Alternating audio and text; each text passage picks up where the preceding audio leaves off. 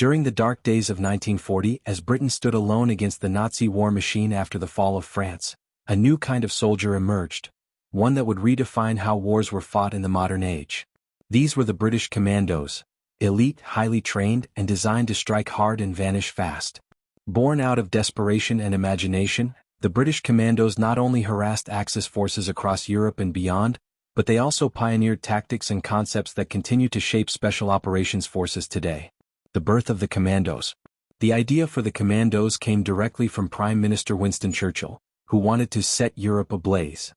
After the evacuation from Dunkirk in 1940, he demanded the creation of small, agile raiding units that could hit the enemy along the coasts of occupied Europe, gather intelligence, destroy key targets, and undermine German morale. The result was the formation of the first commando units under the leadership of Admiral Sir Roger Keyes and later Major General Robert Laycock.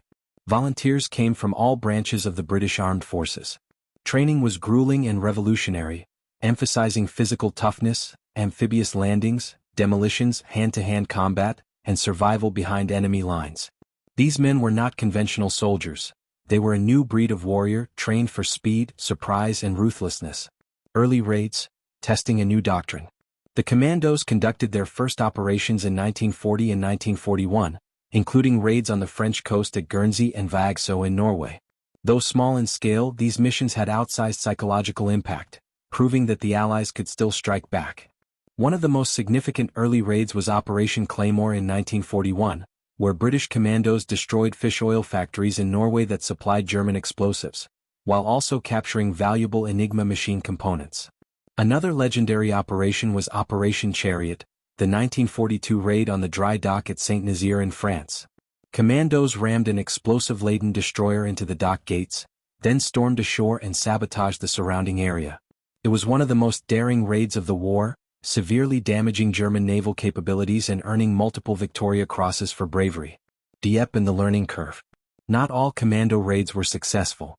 The 1942 Dieppe raid, which involved Canadian forces alongside British Commandos, was a costly failure. Over 3,600 of the 6,000 men were killed, wounded, or captured. However, the raid revealed vital lessons about amphibious assaults, beach defenses, and coordination, lessons that were later applied during the Normandy landings in 1944. Despite the setbacks, the Commandos adapted and evolved. They began working closely with Allied intelligence agencies and other special units such as the newly formed Special Air Service, SAS, and the Special Boat Service, SBS.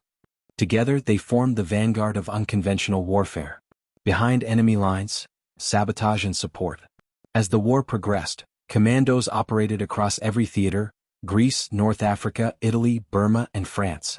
They destroyed railways, supply dumps, bridges, and airfields. But beyond destruction, they played a critical role in guerrilla warfare, training and leading local resistance groups, guiding Allied landings, and tying down Axis forces far behind the front lines. Their operations were not only tactical but also strategic, forcing Germany to divert thousands of troops to coastal defense and rear area security.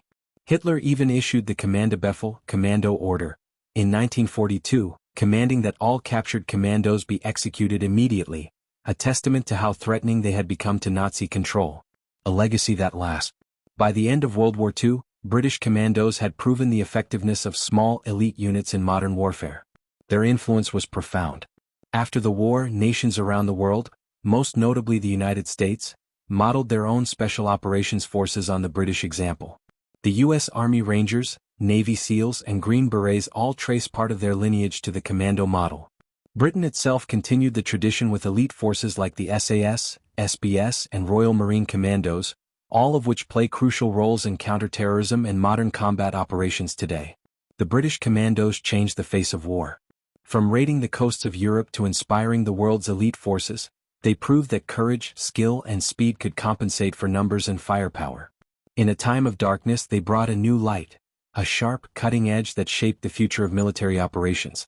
Their legacy endures in every modern special forces unit that dares to strike deep behind enemy lines.